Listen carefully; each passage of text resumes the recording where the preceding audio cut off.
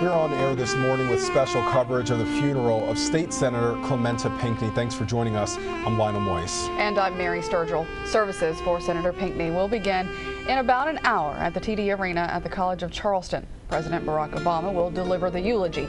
That's expected to happen at around 1:45 this afternoon. And we have team coverage from Charleston. Our J.R. Berry is at the arena where services will be held. And Savannah Levins is out at Emmanuel AME Church where people continue to leave flowers to honor those 9 victims from that deadly shooting. We're going to begin this morning, though, with J.R. J.R., so many people from midnight lined up just to pay their respects. I have never seen anything like this, Lionel. The crowd started showing up, like you say, a little bit after midnight and continued to swell as the early morning hours continued. Let me get out of the way, and as soon as I do, a bus pulls into the picture, but this is live TV. We have a long line of people. I am being told by one police officer that the line stretched all the way down from TD Arena down to the Charleston Music Hall, and she estimated that to be nearly a half a mile. The president is expected to be here right around the 1:15, 1:20 mark and deliver his eulogy. The service is expected to be wrapped up around 1:45 this afternoon. But again, we'll talk more about that coming up later in the broadcast.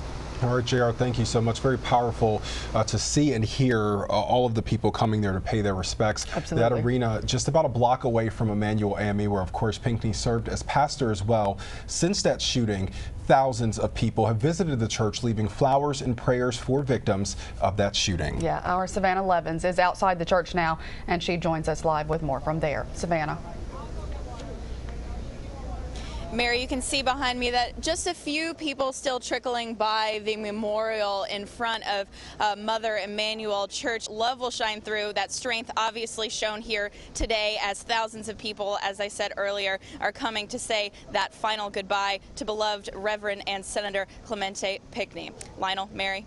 All right, Savannah, thank you so much. And that's a sentiment that's been reiterated all this week from everyone, how Charleston has just come forth with this love and this unity, which is what Senator Pinkey stands for. Yeah, and they said that is the type of person that Absolutely. he was. You know, over the past week, we've really heard a lot about his character professionally and personally.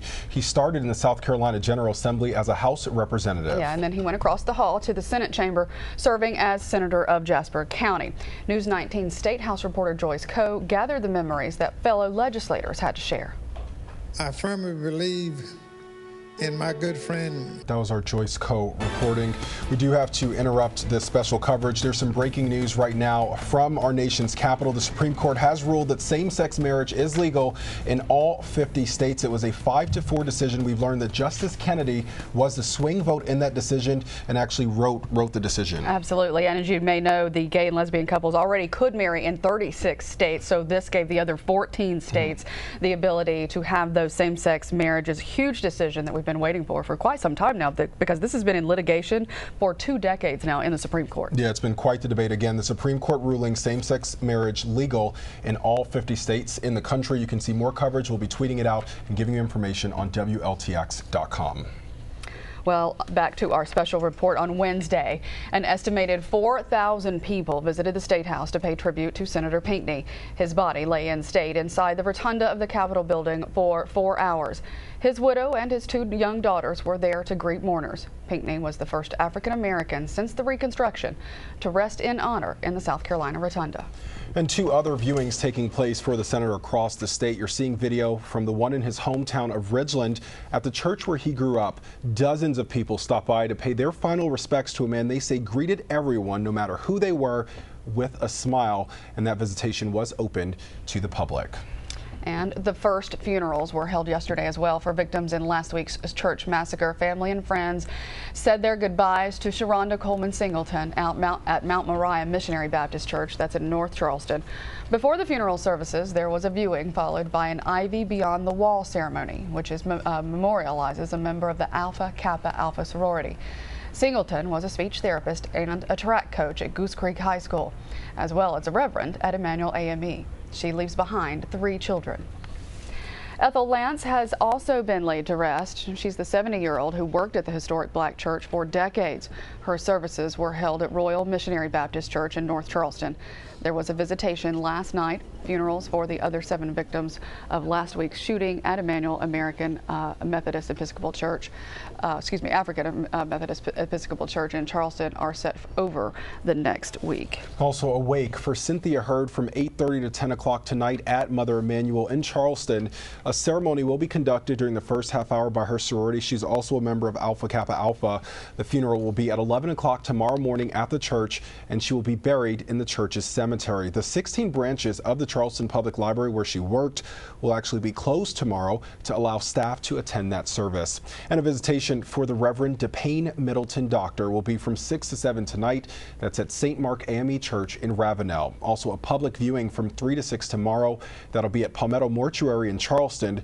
Her funeral will be Sunday at 1 o'clock at Emmanuel AME. She was 49 years old and leaves behind 4 daughters. She also sang in the church choir. Susie Jackson and Tawanza Sanders' funerals will be held together. Jackson was Sanders' aunt. Services will begin at 2 tomorrow afternoon at Emmanuel AME in Charleston. Sanders was the youngest victim at just 26 years old. He was an alumni of Allen University.